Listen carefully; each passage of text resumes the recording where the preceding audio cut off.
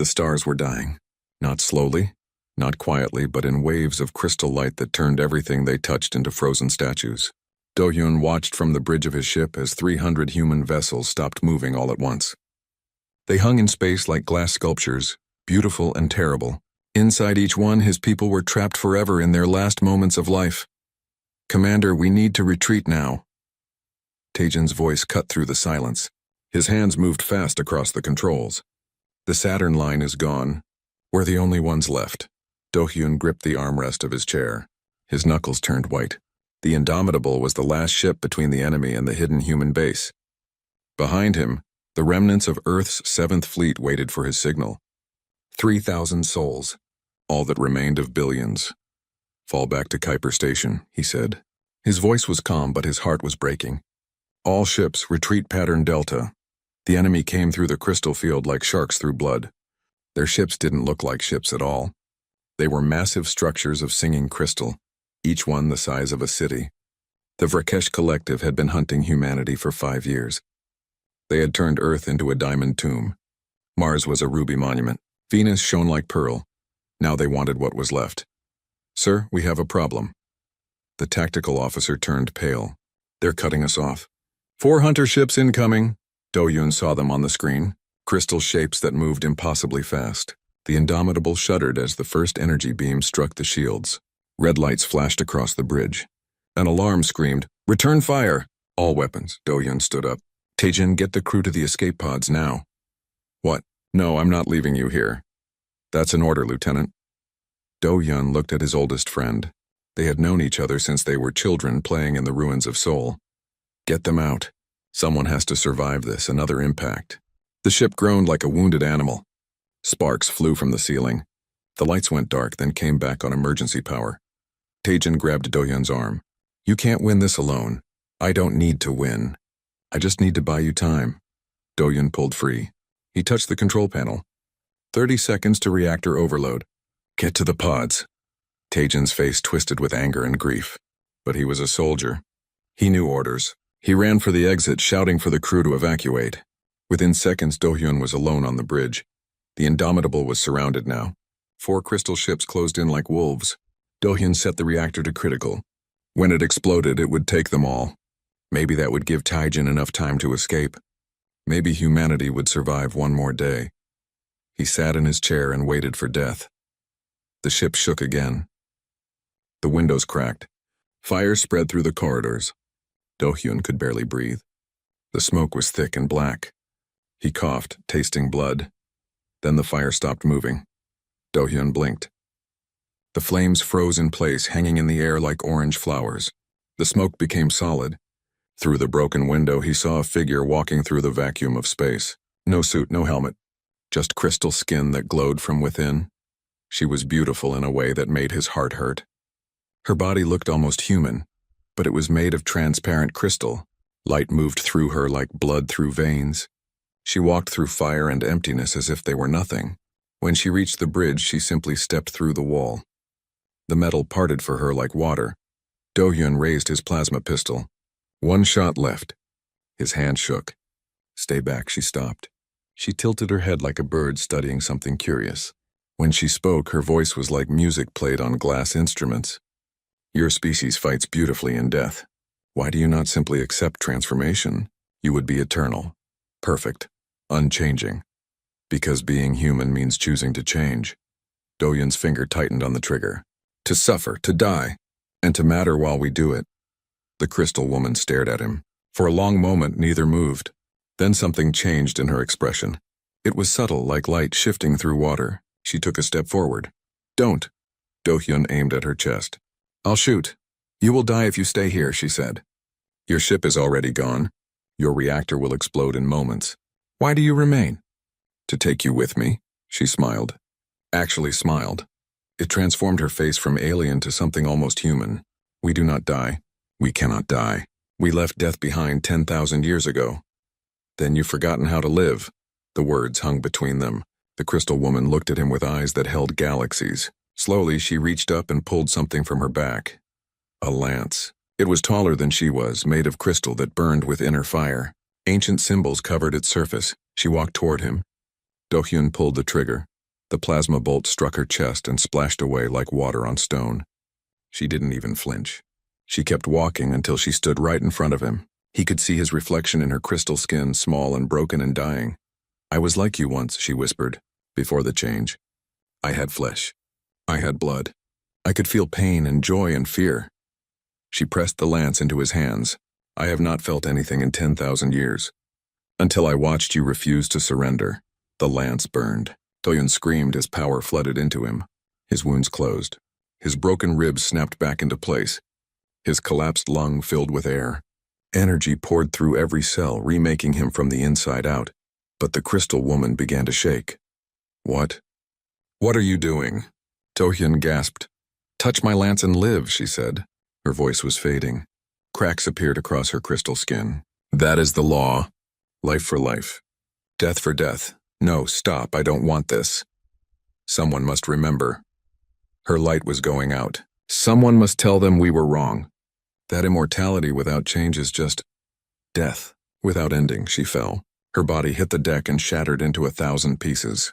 But they didn't scatter. Instead, they reformed into a statue.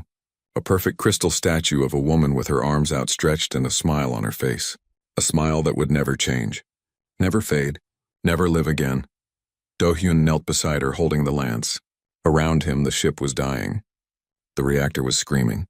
He had seconds before the explosion, but all he could see was her face, frozen in that moment of joy and sacrifice.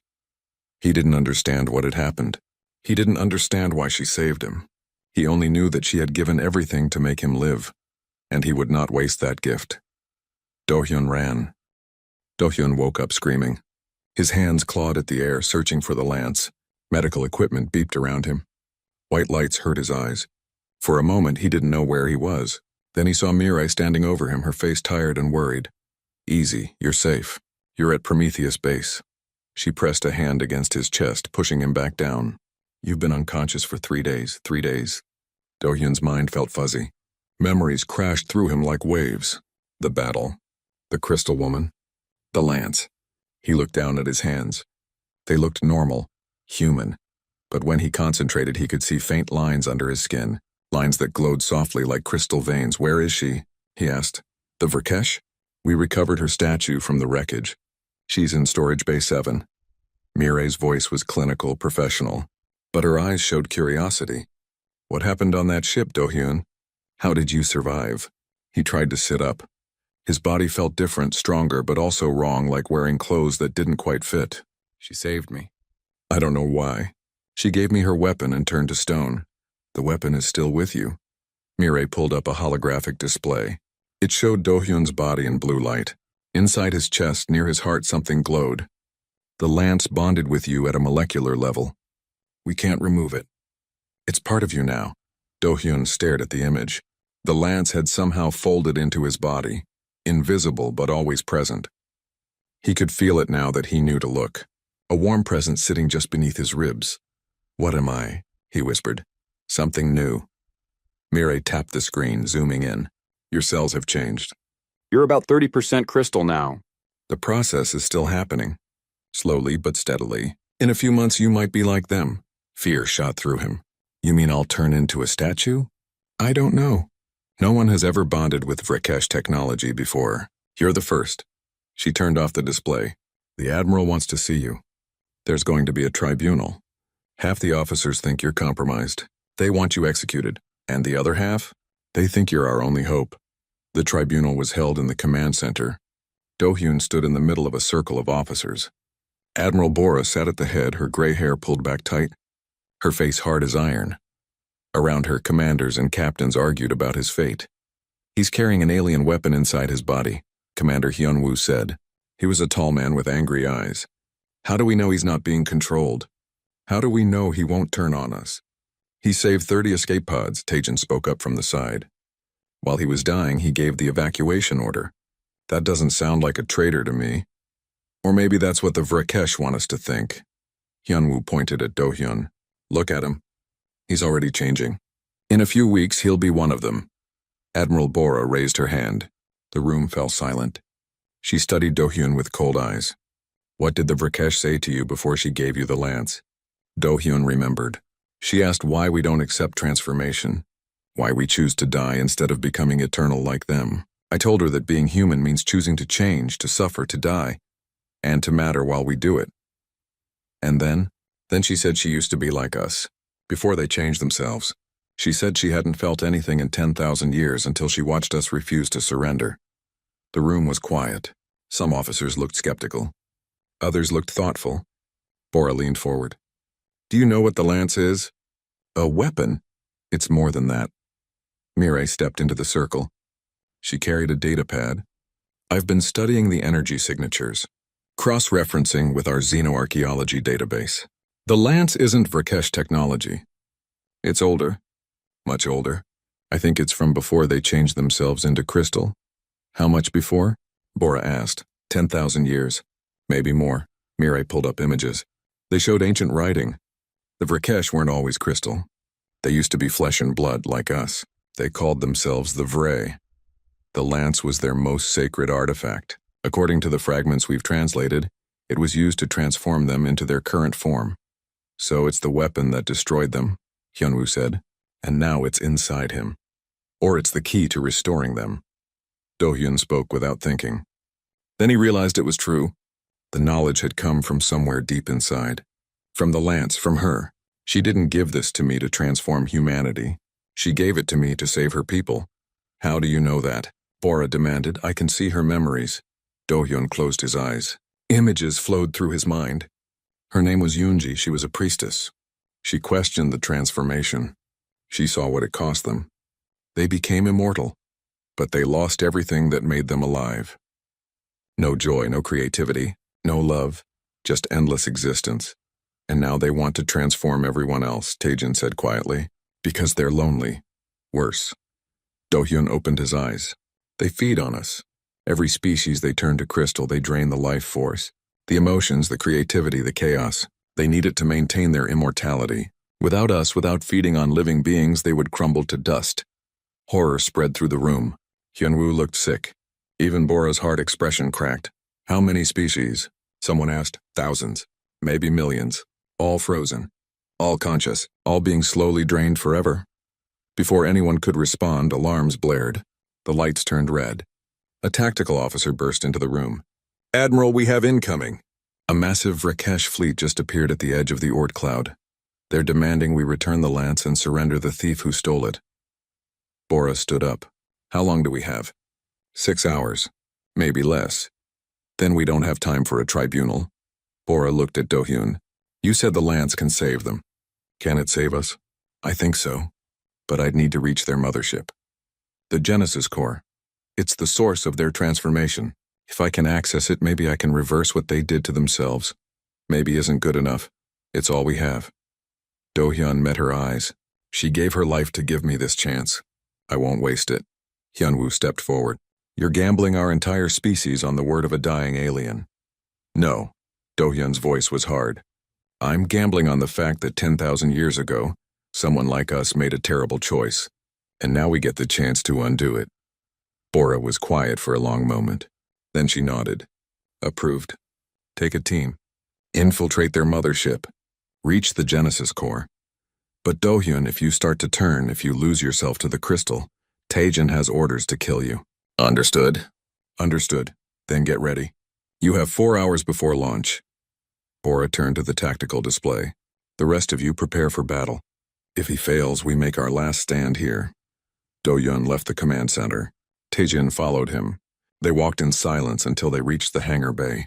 The stealth ship was already being prepped. Siwoo and Jihoon were checking weapons. Do you really think you can do this? Taejin asked. Do-hyun looked at his hands. The crystal lines under his skin pulsed softly.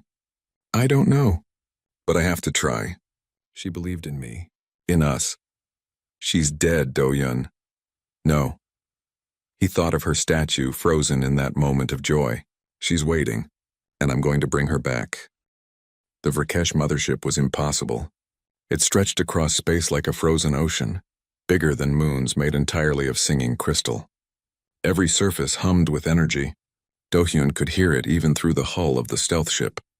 It sounded like 1,000 voices singing the same note forever. That's where we're going? Jihoon's voice cracked. The young tech specialist gripped his console so hard his knuckles turned white. It looks alive. It is alive. Do-Yun felt the lance respond to the mothership's song. Knowledge flooded into him. Memories that weren't his. It's made of billions of ray, all connected. All singing together.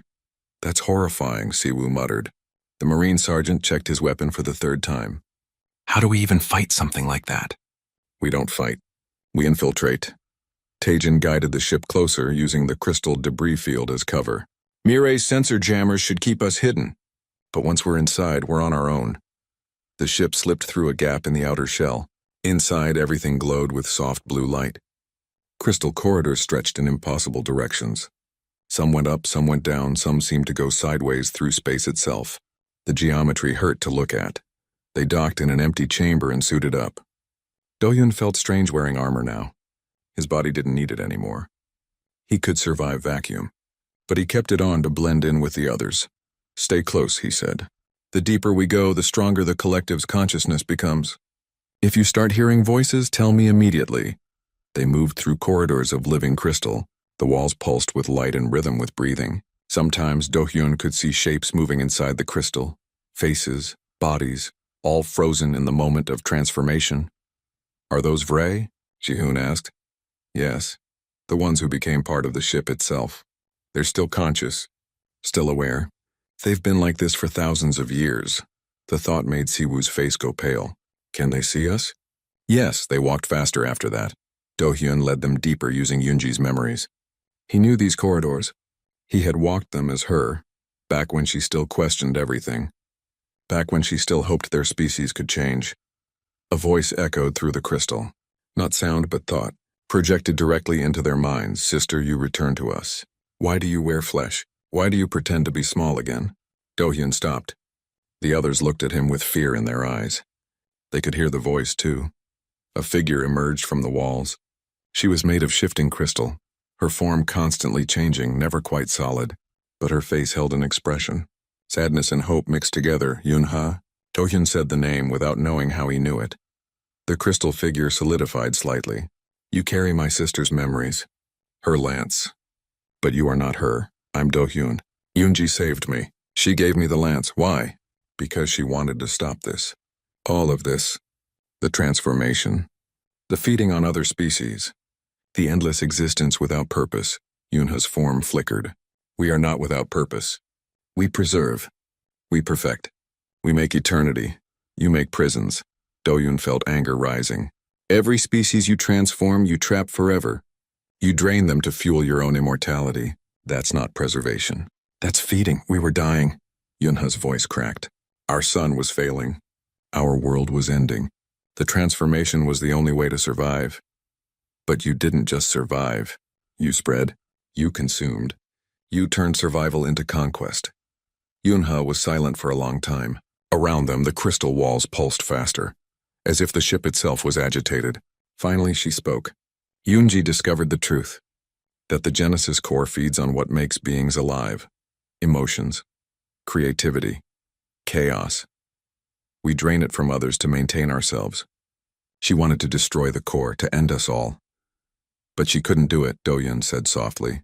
She couldn't kill her own people, so she gave the lance to you, a human, hoping your species would have the strength she lacked. Help us reach the core. If I do, I condemn my entire species to death. The core is what maintains our existence. Without it, we crumble. But with it, you drain trillions of lives forever. Is that better? Yunha looked at the others. At Taejin, Siwoo, and Ji-hoon, 3 humans who stood with weapons ready, terrified but determined. You really would destroy us to save yourselves? No, Do-Hyun said. I would destroy the core to save everyone, including you. That's impossible. We cannot return to flesh. The lance transformed you from flesh to crystal. It can transform you back. Hope flickered across Yunha's crystalline face. Then fear replaced it. 10,000 years of crystal existence. The shock would kill most of us, and those who survived would be insane. We've forgotten how to be mortal. Then you'll have to remember. Yunha's form shifted, becoming more solid, more real. This way. But hurry. The Archon has sensed your presence. He's coming. She led them through passages that twisted through dimensions. The crystal sang louder here. Do-Hyun could feel pressure building in his skull. Voices whispered, thousands of them, all trying to pull him into their collective consciousness. Tejan grabbed his arm. You okay? They're trying to absorb me. The lance is protecting me, but barely. They emerged into a vast chamber. In the center floated a sphere of crystal as large as a city. It pulsed with stolen life energy. Do-hyun could see it now with eyes that were becoming more crystal than human. Rivers of light flowed into the sphere from thousands of conduits, each one connected to a different petrified species. The Genesis core, Yunha whispered. The heart of our transformation. Do-hyun felt sick. He could hear the screams. Trillions of conscious beings, all frozen, all being slowly drained. He heard humans from Earth, heard their last thoughts repeating forever. How do I destroy it? You don't destroy.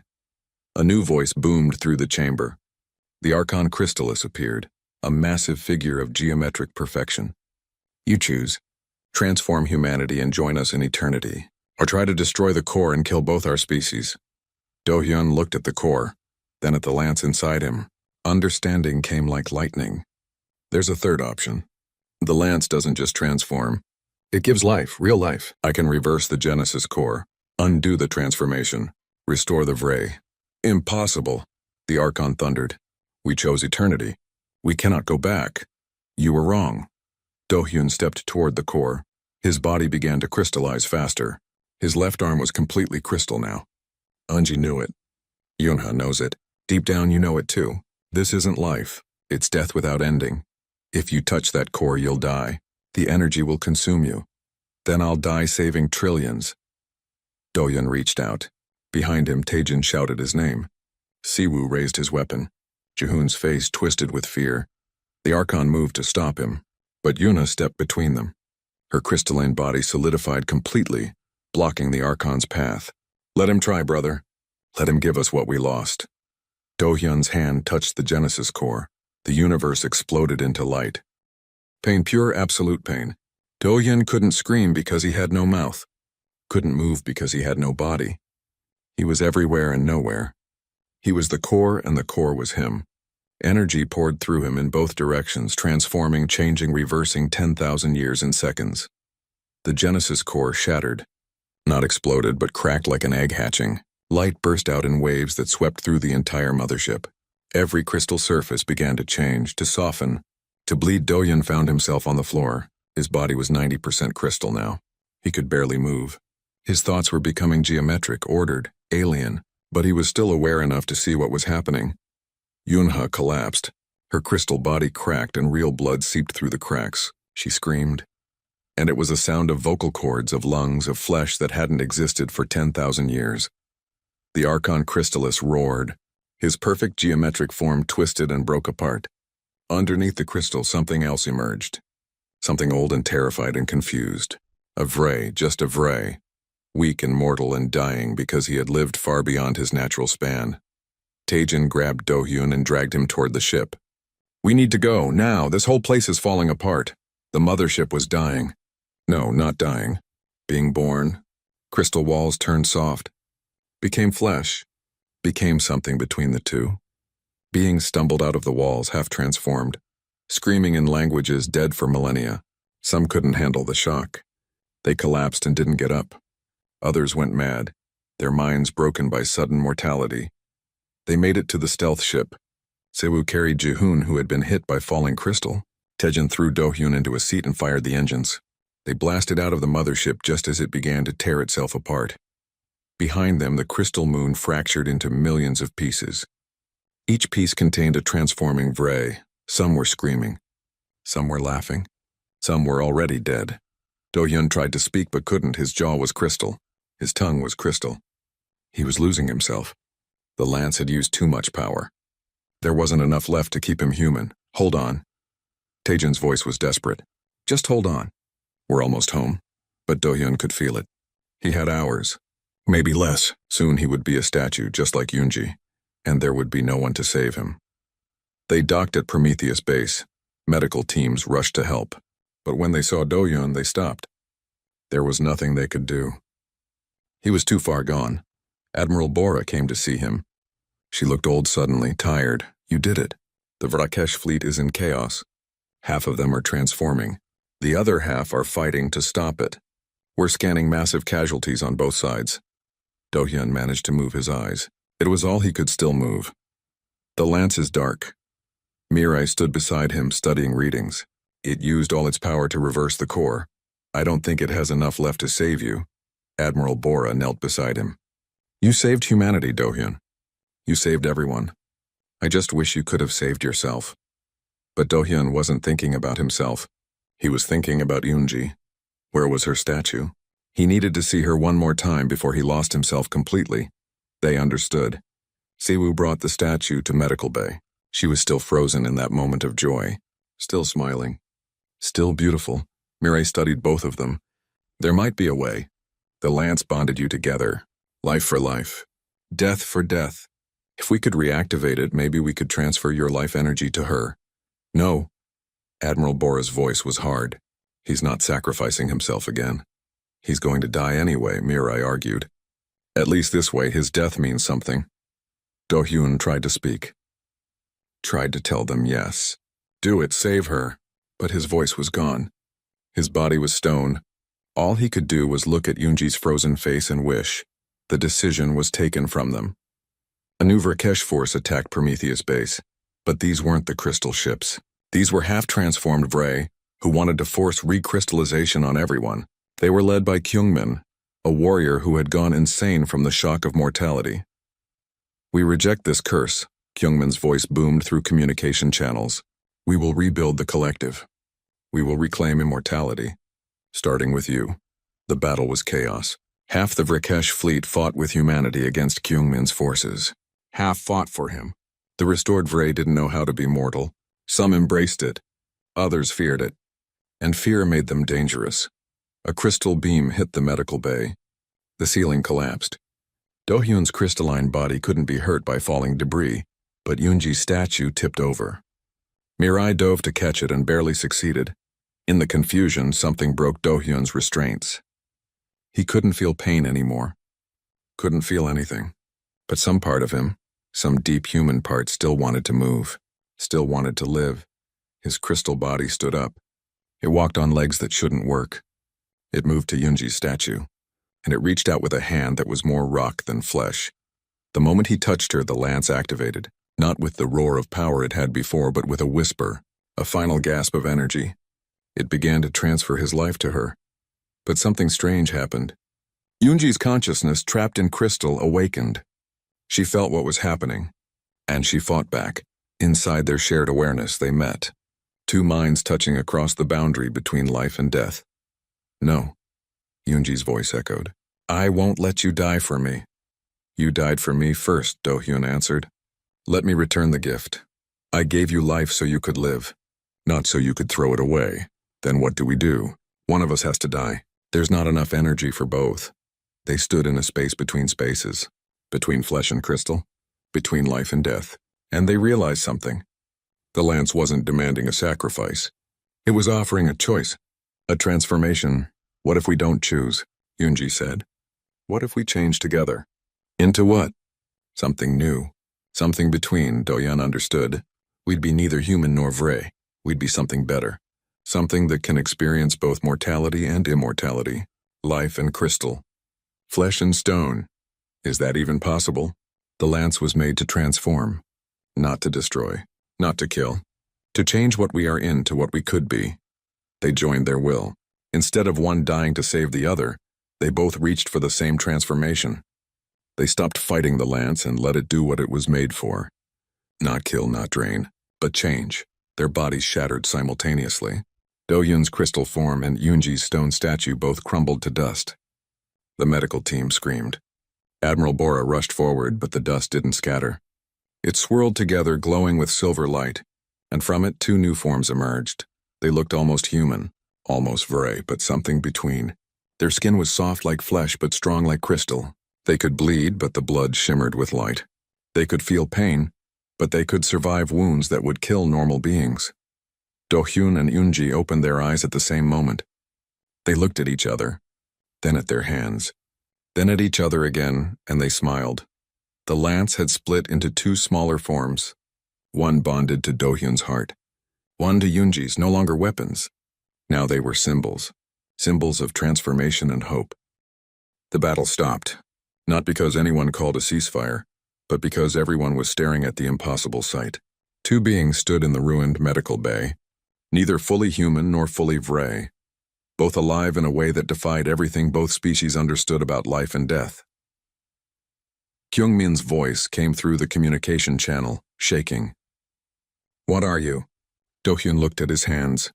He could feel everything, the air on his skin, the warmth of blood moving through veins, but underneath he felt the strength of crystal, the permanence of stone. He wasn't dying, but he wasn't immortal either. He was something perfectly between. "We are what your species feared to become," Yoonji answered. Her voice was her own again, no longer the glass music of the Vrakesh. "We are mortal enough to grow, immortal enough to endure. We are the bridge."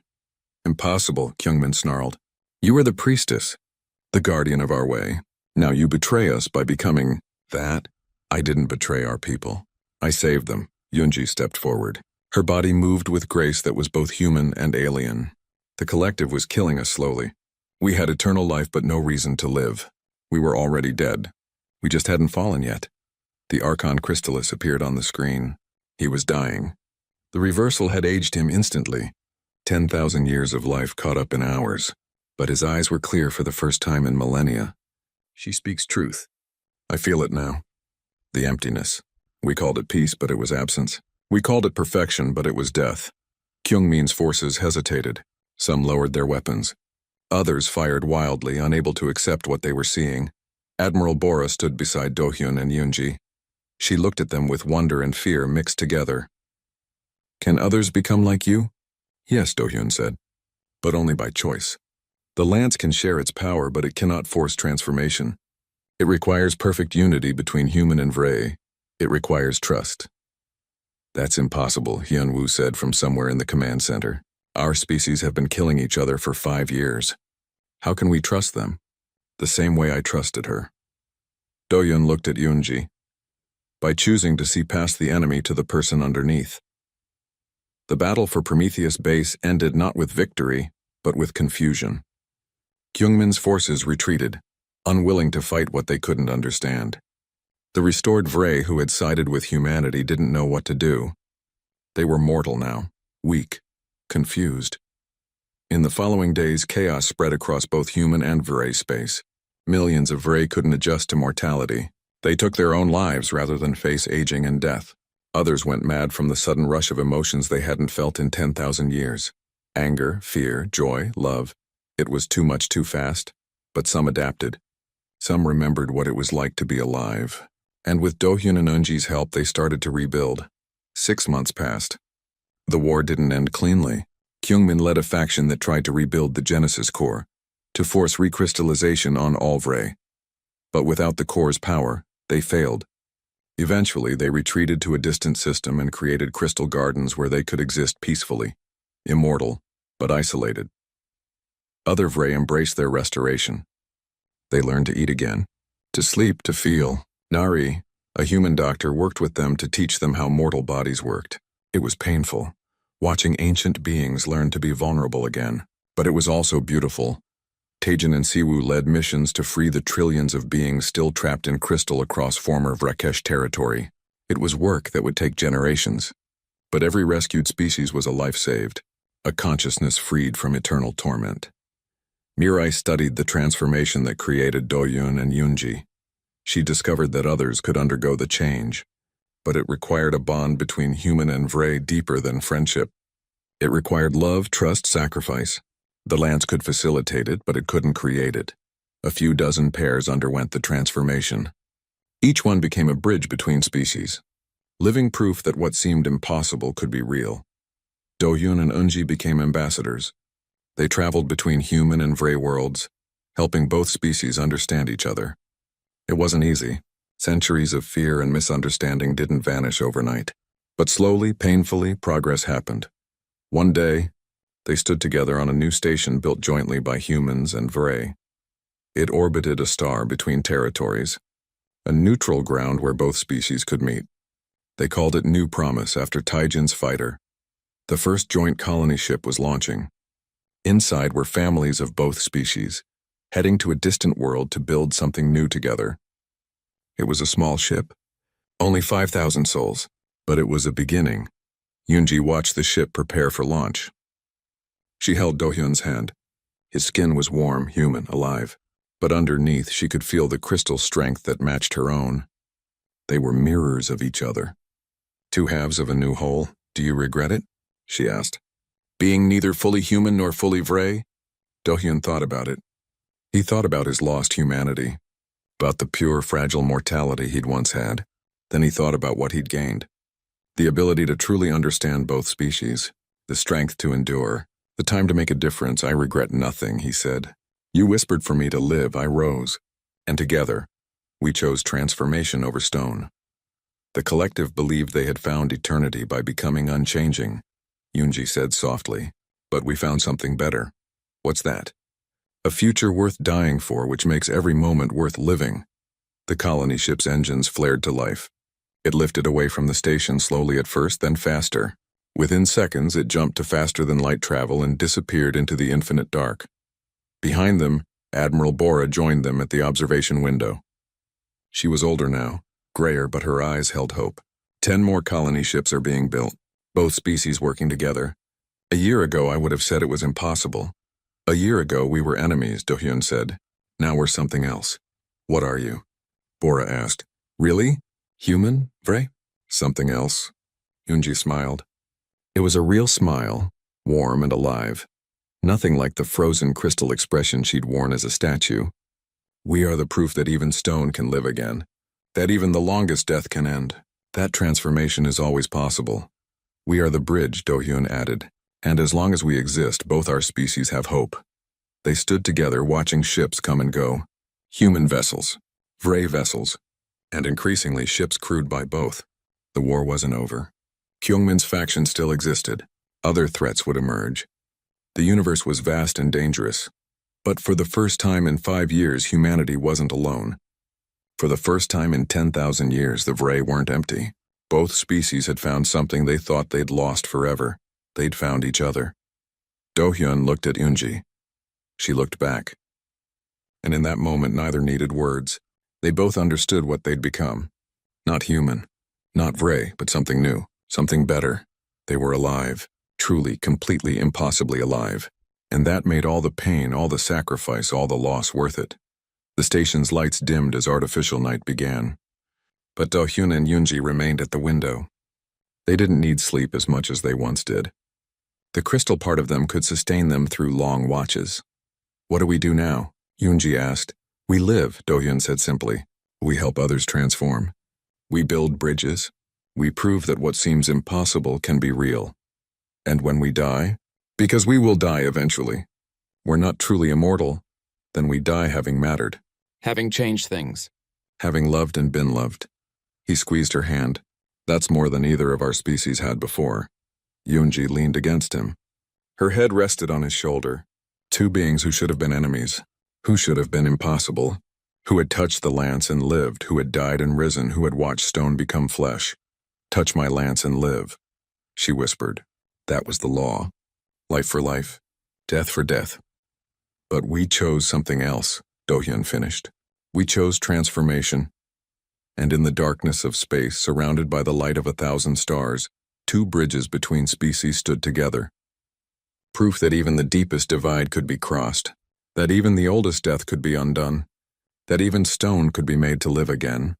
The future was uncertain, but it was theirs, and they would face it together,